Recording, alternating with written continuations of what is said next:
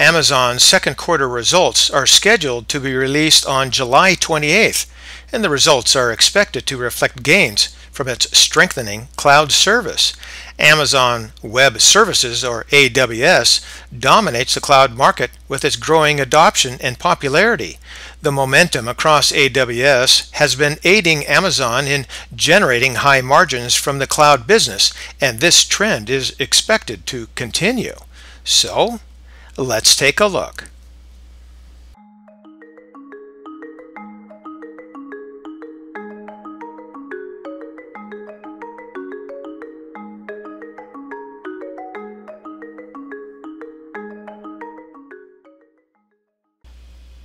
Amazon Web Services revenues were $18.4 billion and accounted for 16% of net sales in the first quarter of 2022.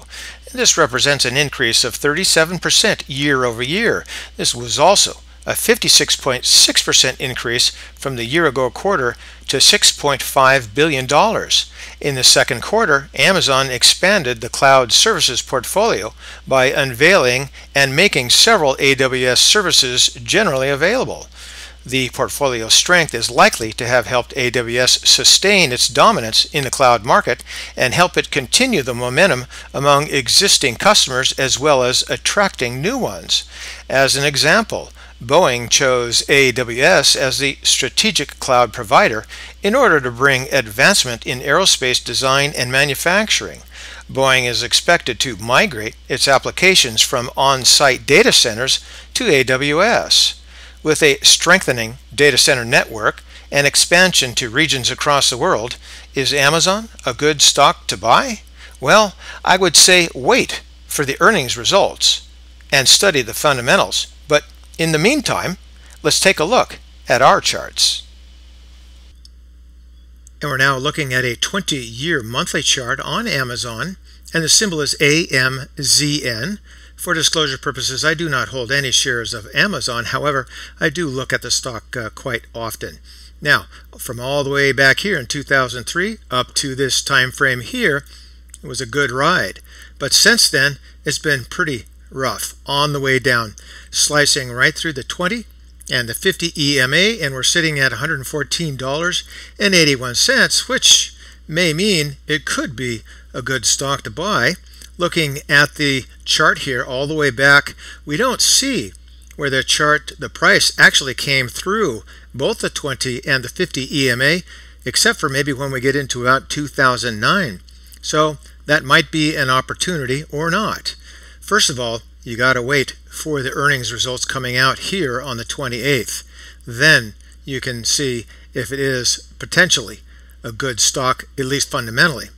Chart-wise, it looks like it's getting down to some decent territory. Volume, not much is going to be shown there. Here in the MACD, you can see that both the fast line here in black and the slow line here in red are heading on down quite swiftly. There's a big separation between the two, which means there's a lot of time that needs to pass for some healing to be done to the chart. Right now, I don't see any bottoming or basing at this time, and certainly that separation means volatility. Now, down here into the histogram, you can see that we have a couple of downdrafts that are equidistant, so perhaps there's just a beginning of a bottoming and basing. Into the price rate of change, not much there, still on the way down, but I suspect that we're not going to go much further. We could go sideways, but going on the way down maybe is limited from this point here.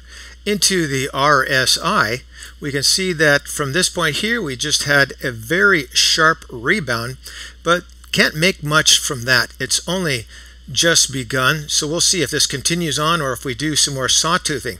Now, one thing to take a look at in most of these oscillators is the current measurements on these oscillators are much lower than they have been in this 20-year history here. So definitely this is a very strong downdraft. This is stronger than during the pandemic there in early 2020. Here you can see the same thing in the stochastics. The downdraft in 2020 was right here. We're nowhere near that. We're way below that. We're way below even 2014 into 2015. You got to go all the way back to 2005 to find something that was that low, that severely negative. So we're definitely negative, and I think the company is much stronger now than it was back then. Here into the Williams, pretty much the same thing, some sawtoothing in that oversold territory.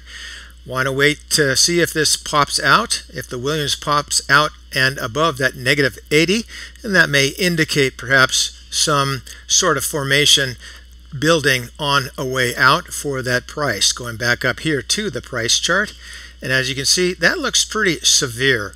It would be if I was holding the stock, but on the other hand, at this point, it might be a decent value stock. Growth stocks are going to be coming around pretty soon. This week is going to be very difficult for the growth stocks, but wait until the 28th, see what happens with Amazon, and perhaps the earnings or the forward look is going to start setting a foundation for a move on up. And for today, that's ChewDog Charts. Thank you.